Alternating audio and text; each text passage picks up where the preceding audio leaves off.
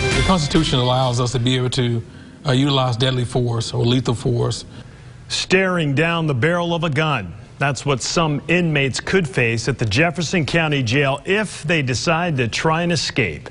Good evening, everyone. Thanks for joining us for Fox 16 News. I'm Kevin Kelly. It's one of many ideas being considered to enhance security after a recent jailbreak.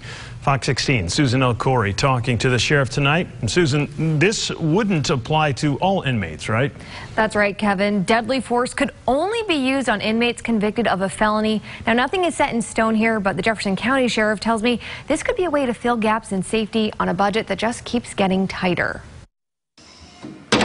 Tight locks can't stop some inmates from testing the limits to break out. It is irritating. A recent escape at the Jefferson County Jail sparked a string of attempts. We have had some, I would say, copycats, if you would. All foiled, but one case did get as far as the roof. And we've tried to combat that by instituting, 24-hour perimeter security. Budget cuts make that a temporary fix, so Sheriff Lafayette Woods is considering a shoot-to-kill approach. You could utilize deadly force or lethal force to make sure that they don't pose a further danger to the public. That would only apply to fleeing inmates convicted of a felony. And the sheriff says he is weighing other options like an electric fence. Obviously, we want to take an individual's life. We hate for the result of that. The electric fencing would have to be inside the jail grounds, but then the focus shifts to how to make sure other detainees who aren't felons don't get hurt.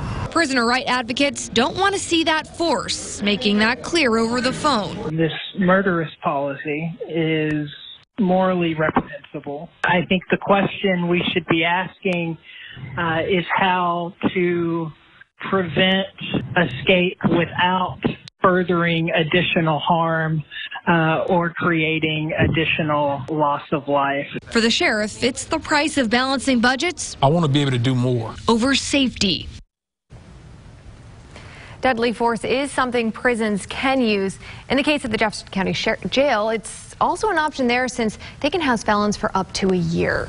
Interesting, and it certainly catches the inmate's attention, I would think, to prevent possibly trying to escape, considering that it could become a target. What's the next step in this process? I mean, is this something that is going to happen, or are we still kind of in the evaluation period? Yeah, Sheriff tells me he's not rushing into anything here. He has spoken with the Arkansas Department of Corrections, just weighing this option. He's also gotten estimates for that electric fence he talked about, but says that at this point he just wants to weigh every option that he has. All right, keep us posted. Thanks.